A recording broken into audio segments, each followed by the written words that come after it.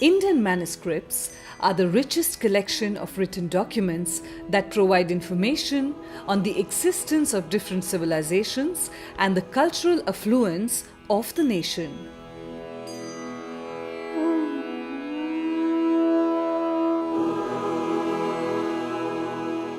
This manuscript, deposited at the Bhandarkar Oriental Research Institute, is a 19th century illustrated paper manuscript of Marathi text called Shivalilamrta.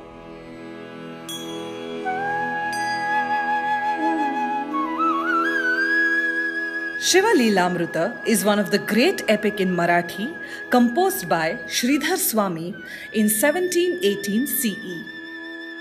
It is a translation of Brahmotar Khanda of Skanda Purana, which describes God Shiva, his virtues and valorous deeds. The manuscript, calligraphed in Devanagari script, is illuminated beautifully in the Deccan style of painting. The manuscript is not complete as regards the paintings and illuminations. Similarly, the text seems to be completed hurriedly, but this has made the manuscript more interesting for us since it preserves almost all stages of creation of a manuscript. The following manuscript of Shivalilamrta is silent regarding on whose orders it was prepared. The manuscript might have been commissioned by a wealthy person since machine-made imported paper was used. Also, the detailed illustrations which only an expert painter would have made support this. From the composite appearance of this manuscript, it can be inferred that the brief regarding the number of pictures, style of the writing, etc. was given before the work began.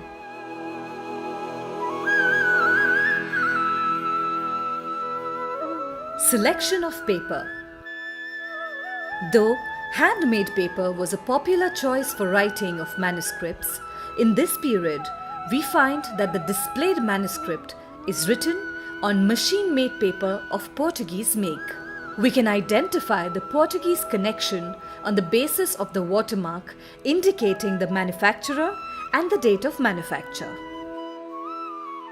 According to the Indian tradition, the orientation of the folio is in the landscape type as opposed to the Western method of portrait type. The portrait type paper has been adapted to the Indian need in this case. Markings on the paper. The paper was first folded to make two folios and further folded on the sides to make the margins. After this, the papers were moistened and indentations for writing were made on it by a marking tool which marked the margins and ruled the pages for the ease of writing. Writing of text. Generally, writing a manuscript was actually copying from another manuscript of the same text. With reference to the indentations on the paper, the scribe would start writing. The first page of the first folio or the recto would be kept blank for the title of the text. The scribe would start the text from the rear side or the verso. While writing, according to the requirement of the text, the scribe would assign a place for a picture and give instructions to the painter in that space. On completion of writing of each folio, the pagination, abbreviation of the title of the text, chapter and chapter number would be written in the margins of the verso. Bordering. After writing the text, the folio was forwarded to the painter for bordering and illustrations.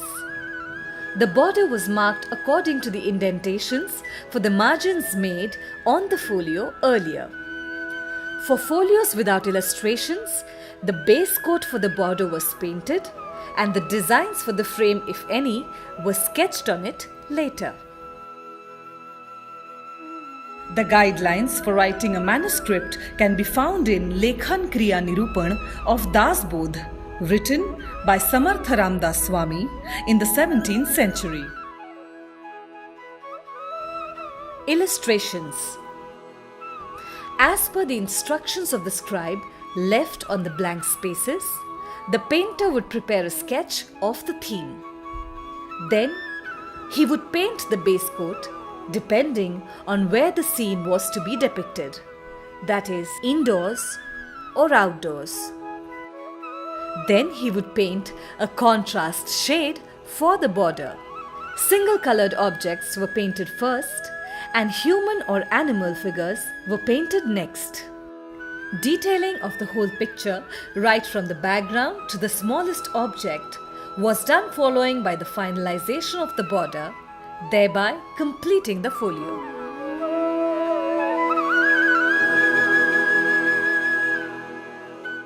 Title page and colophon. The title was always written on the recto of the first folio.